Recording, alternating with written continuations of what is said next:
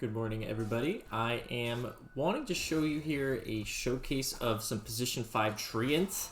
This hero got buffed, and some good pros like Snake King TI winner are trying it out.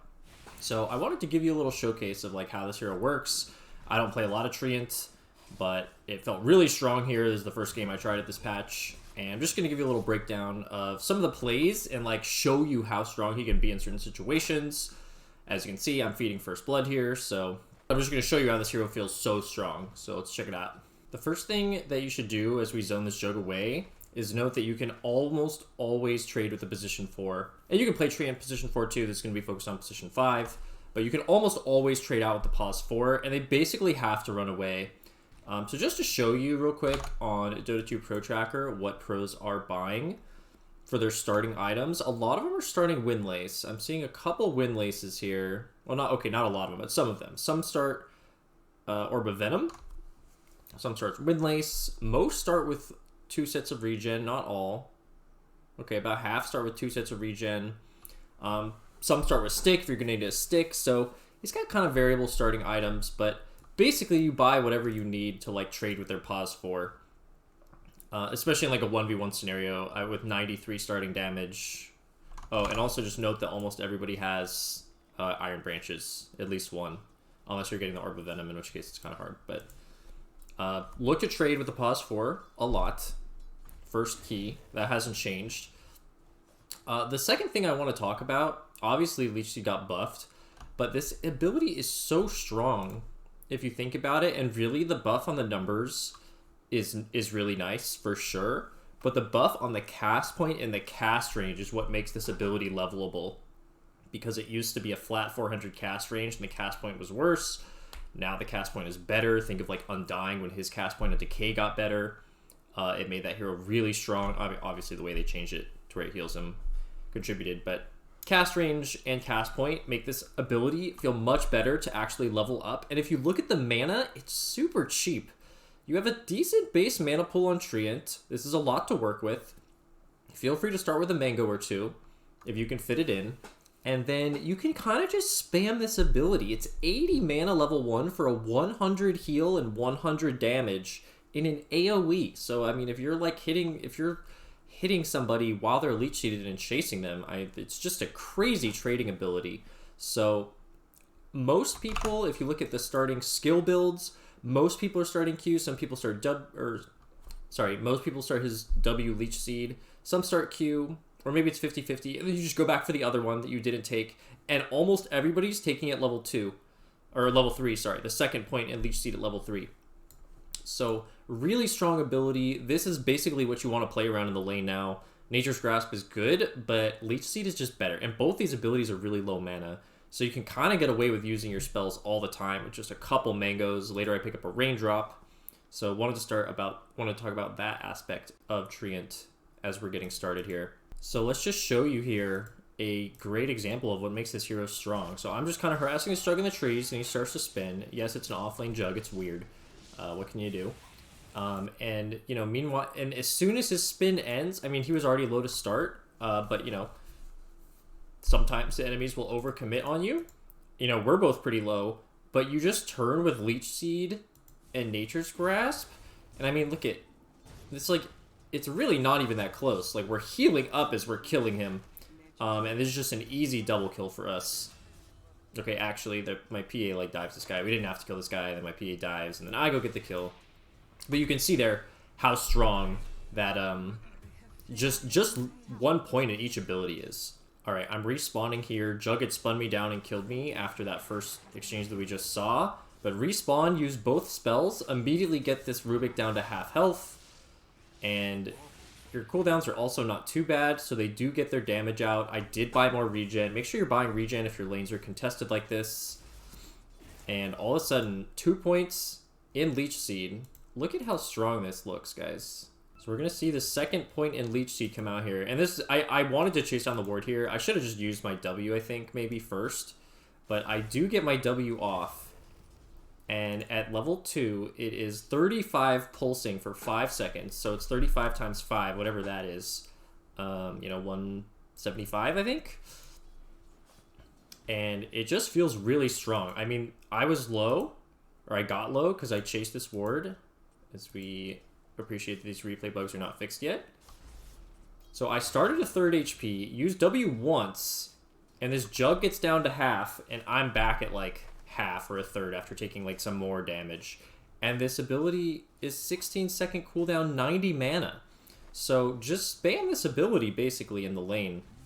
It's really strong, and it just keeps you sustained. And you can just spam it just if anybody needs heal. It doesn't have to be for massive damage. You can think of it as a heal as well. It's a very good heal. And notice the cast range coming into play there, and it just feels good to use. Here I decided to just tank through the spin and hit him.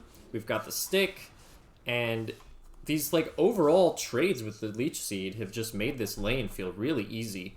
I'm not doing anything special. I'm just using his abilities, and you know, what is the enemy supposed to do? They're constantly taking a ton of damage while we're sustaining off of it. All right, let's watch this here just to again showcase how strong these abilities are.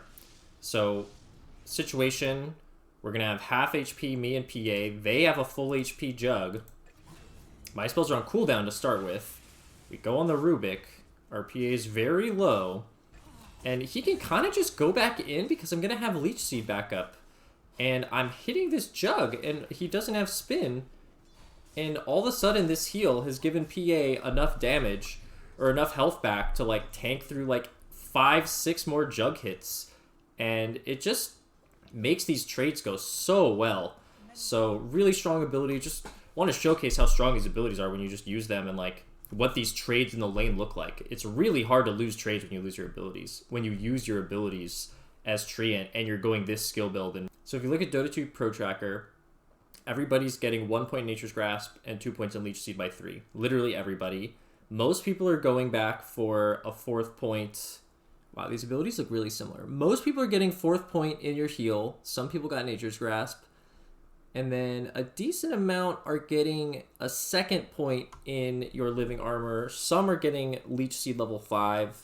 Pretty much everybody gets... Oh, this guy leveled the Overgrowth at level 5. What a Chad. So it looks like most people are going back for Living Armor at this point. I would tell you it's kind of dependent on how your lane's going. So Treant, as a hero conceptually, is kind of like a Winter Wyvern in that he can defend his tier 1 tower for a long time as a support. So if you are in a situation where the enemy's going to be trying to pressure your tower and you can heal it back up with Living Armor, you should level Living Armor. This game, I skip it because we're doing really well in lane. They don't have an offlane capable of pressuring our tower, so I didn't feel like I needed it. Maybe I could have gotten the 4th point instead of going back for Nature's Grasp. I'm not really sure how value 1 point in Living Armor is. 15-second duration.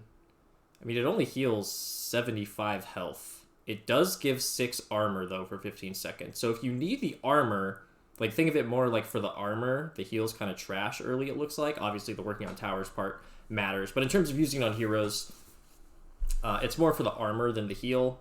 So you can think about grabbing a 1st point in this level 4. It seems like a lot of high-skill players do. But if you are just trading and fighting constantly, and they have more magic damage, then I would recommend going these abilities and just getting a wand and a raindrop. So we're going to TP back to lane here and just be a total nuisance. I'm just going to cast my abilities.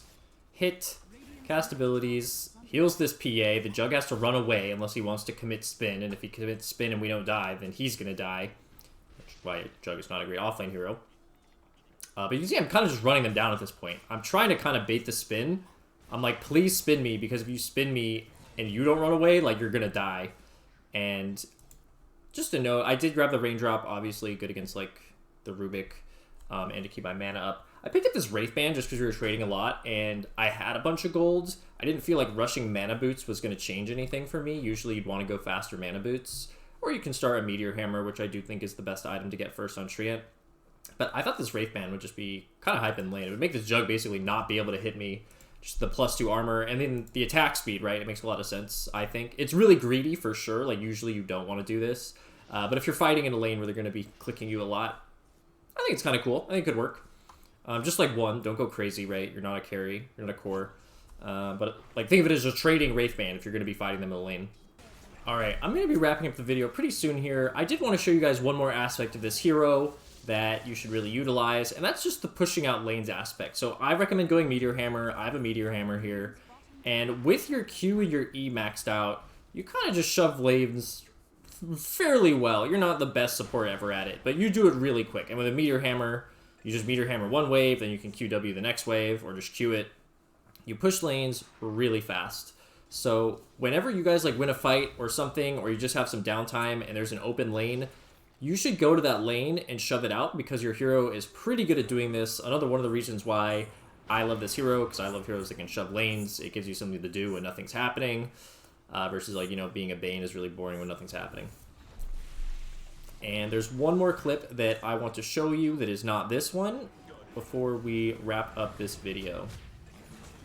Alright, so here's the clip I want to show you.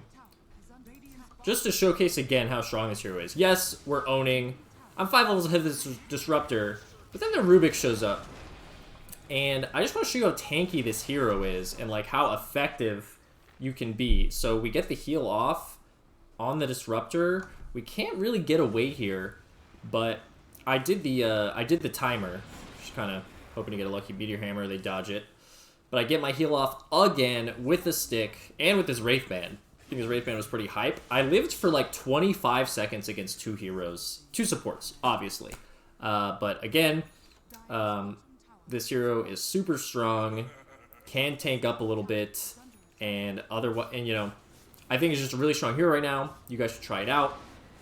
And let me know if you have any questions. I'm not a Treant expert, but I think I'm going to just spam this hero a little bit because he plays really similar to Winter Wyvern, which is like kind of my other best support. And they play similarly in terms of the defending your tier 1 tower aspect, which I like to do. So let me know what you think if you have any questions. And good luck spamming this hero in 7.32D. Thanks for watching. If you liked the video, give it a thumbs up. If you haven't already, sub to the channel. And if you want to be coached by me, check the link in the video description. You can join my Discord there, and there's all the information there on how to sign up.